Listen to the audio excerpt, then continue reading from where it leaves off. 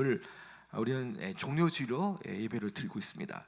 이 종료주의라는 것은 예루살렘에 예수님께서 입성하실 때에 수많은 사람들이 종려 가지를 꺾어서 흔들며 호산나 다윗의 자손이여 찬송하리라, 주의 이름으로 오시는 이여라고 이렇게 찬양하고 또 외쳤던 그 기쁨의 날, 그것을 기억하는 날이죠.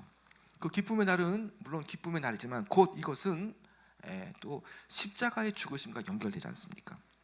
그날 수많은 사람들이 종려나무 가지 꺾어서 예수님 환영할 때의 그 날은 분명 환호의 날이었습니다. 그러나 그 환호와 기대, 열망, 그날이 가득했지만 그 환호와 기대는 오래가지 않았죠. 불과 며칠 뒤에 그 수많은 사람들 입에서 어떤 다른 말이 나옵니까? 십자가에 못 박으소서, 십자가에 못 박으소서. 환호는요 분노로 바뀌었습니다. 기대는 배신으로 바뀌었죠. 그리고 찬송문 저주로 바뀌었다는 거죠.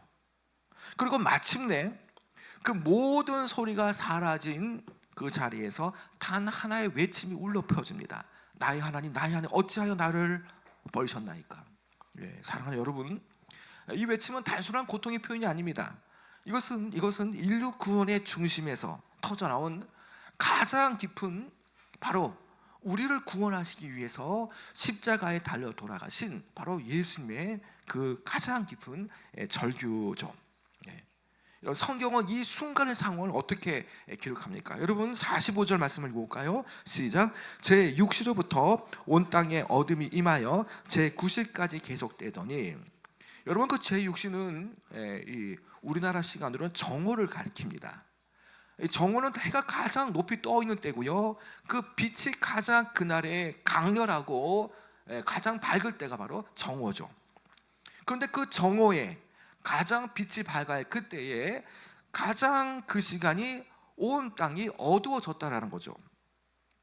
이것은 단순한 자연 현상만은 아니라는 거죠. 이것은 하나님께서 이 예수님의 십자가의 죽으심을 특별하게 의도적으로 이것을 드러내시는 표적이라는 거죠. 구약 성경에서 어둠은 흔히 무엇을 나타냅니까? 여러분, 어둠은 하나님의 심판을 나타내거든요. 애굽에 내린 그 재앙 가운데 어둠이 있었지 않습니까? 선지자 요엘은 여호와의 날, 심판의 날에 대해서 그 주님께서 다시 오시는 그 날에 대해서 예언하기를 해와 달이 어두워진다고 말했죠. 아모스 선지자도요, 이 심판의 날에 대해서 어둠의 날이라고 말했습니다. 그러면 이 어둠은요 무엇을 말합니까? 지금 이 순간 하나님께서 심판하고 계시다라는 거죠. 여러분, 그렇다면 우리가 이렇게 질문해 봐야 됩니다. 지금 하나님은 과연 어떤 분을 심판하고 계시냐는 것이죠.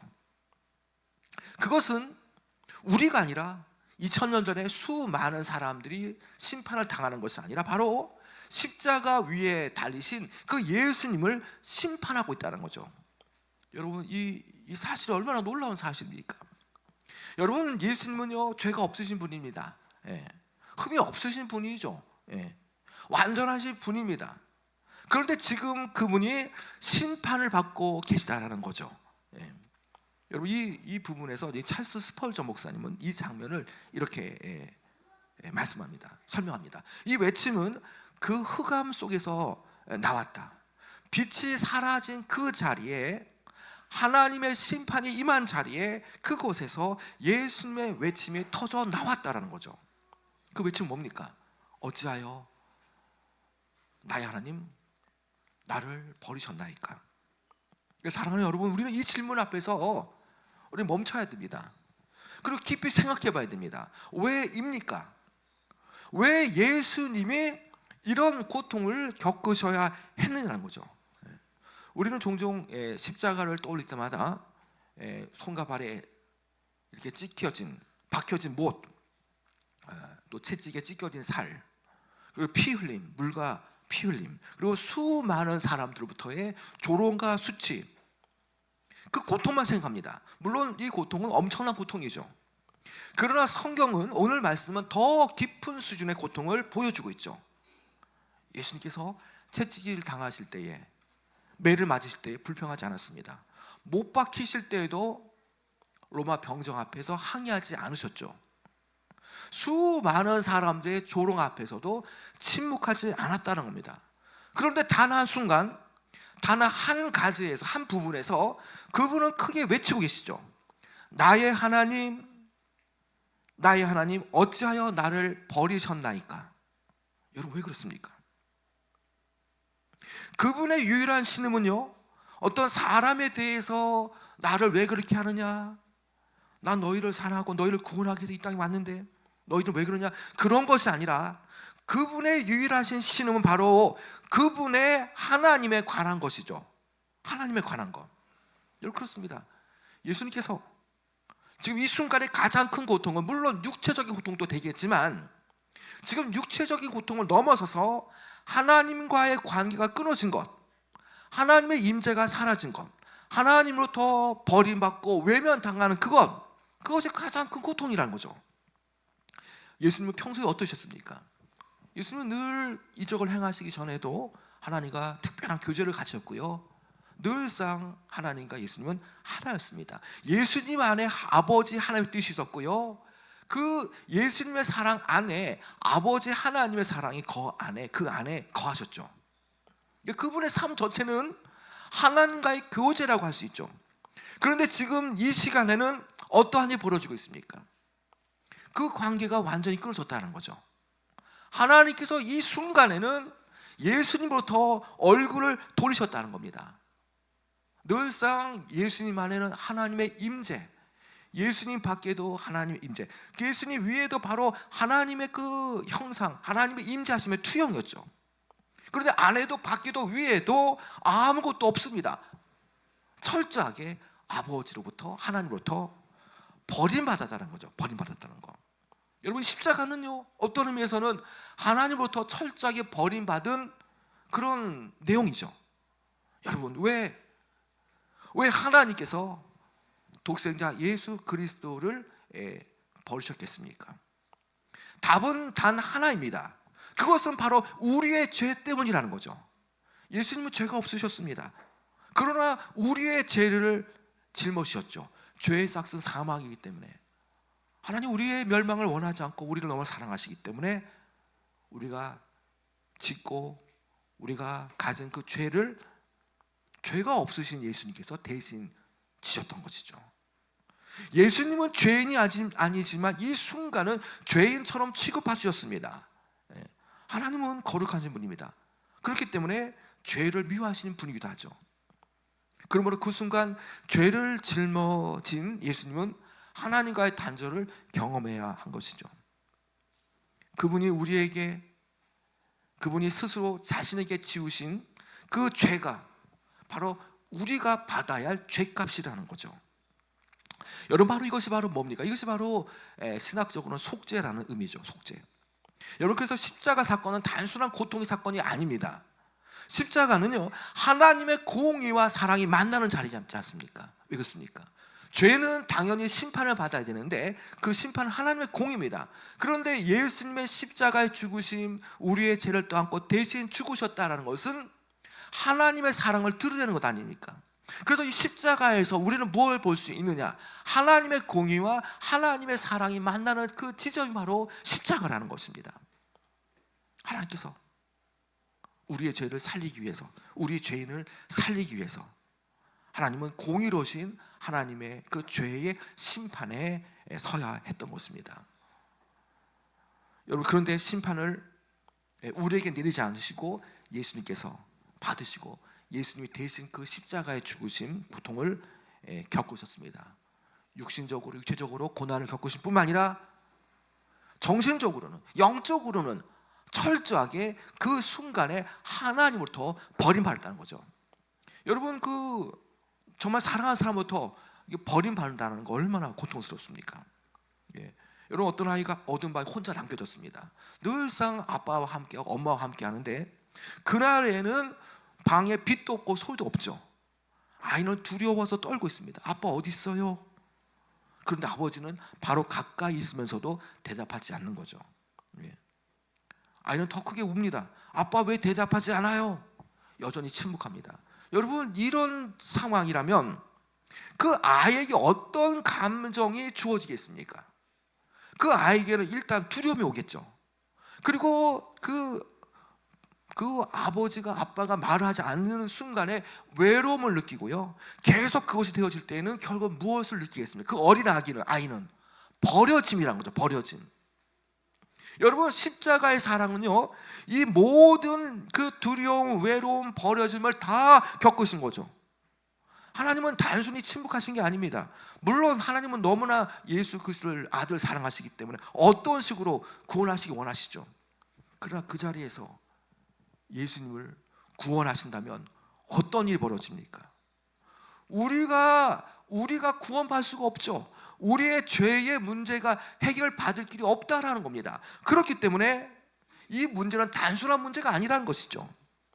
아들을 사랑하지만 역설적으로 아들을 버리셨다는 거죠. 여러분, 왜 그렇습니까? 왜 아들을 사랑하고 예수님을 사랑하지만 왜 그 순간에는 독생자 예수 그리스도를 왜 버리셨습니까? 왜입니까? 여러분, 그것은 우리를 살리시기 위함이라는 거죠. 우리를 살리시기 위함. 예수님께서 무려 2번씩이나 외치지 않습니까? 나의 하나님, 나의 하나님. 엘리 엘리 라바 사박다니. 이것을 번역하면 곧 나의 하나님, 나의 하나님 어찌하여 나를 버리셨나이까? 여러분, 여기에서 우리가 놀라운 사실을 볼 수 있지 않습니까? 예수님은 철저하게 그 순간에 버림받으셨지만 여전히 하나님에 대해서는 나의 하나님, 나의 하나님이라고 부르고 있다는 거죠. 이것은 절망이 아닙니다. 이것은 믿음이지 않습니까? 완전히 버려진 상황 속에서도 하나님을 향한, 아버지 하나님을 향한 그 신앙을 놓지 않는 것, 그것이 참된 믿음이라는 거죠. 그리고 마침내 예수님은 마지막으로 무엇을 외치십니까? 다 이루었다는 겁니다. 다 이루었다. 이것은 패배의 선언이 아니죠. 이것은 승리의 선언이라는 거죠. 이제 예수님께서 다 이루시고 아버지의 뜻을 다 성취해 드릴 때에 그 십자가의 죽으심을 통해서 우리의 죄의 문제가 해결받고 죄와 사망을 깨뜨리실 부활의 짐이 기다리고 있기 때문이라는 거죠.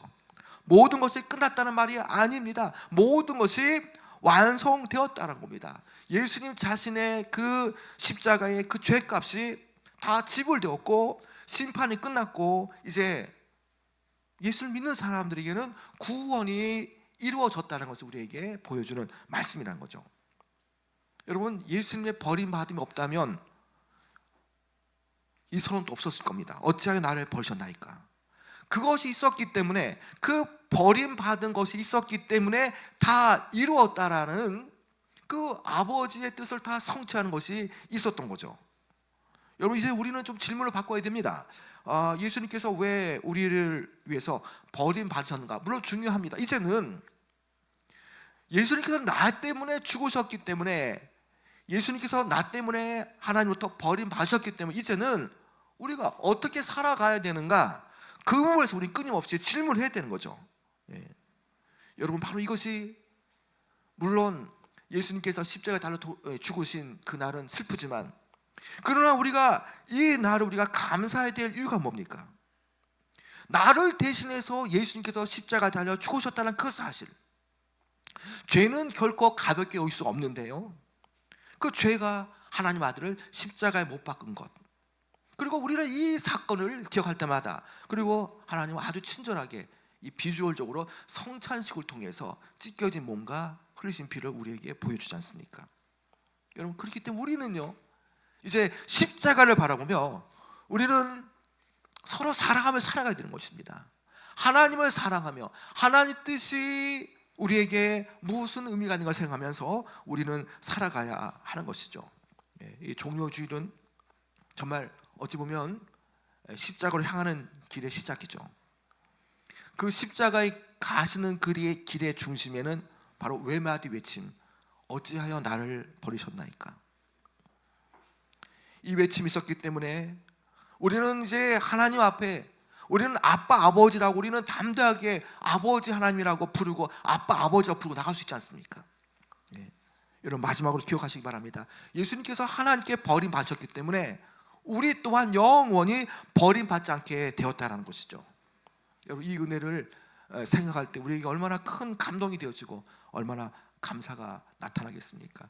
내가 죽을 수밖에 없지만 나를 대신해서 예수께 죽으셨다면, 우리가 정말 갚을 길 없는 그 은혜를 생각한다면 이것이 단지 어떤 값싼 은혜가 아니라, 우리는 아무것도 한 게 없지만 그러나 그분의 그 희생을 통해서, 아버지 하나님의 아픔을 통해서 우리는 거저 받은 은혜를 생각할 때 이것이 값싼 은혜가 될 것이 아니라 이제 그분의 값비싼 은혜를 생각하면서 내게 주신 그 은혜를 붙들고 우리는 믿음으로 살아가야 하겠습니다. 여러분 어느 때보다 더 우리는 하나님의 은혜를 기억하면서 십자가의 은혜와 감동을 생각하면서 우리는 죄를 끊고 이제는 거룩하게, 그리고 아버지 하나님만을 사랑하며 세상을 사랑하지 않고 하나님만 사랑하며, 그리고 오직 주님만을 위해서 살아가실 수 있는 여러분 되어지기 바랍니다. 이 종료주일 십자가를 바라보시면서 우리가 고난 주간 맞이하면서 우리가 부활 아침을 우리가 준비하고 기억하면서 우리가 주님의 고난에 동참하시는 귀한 여러분 되어지길 축원합니다.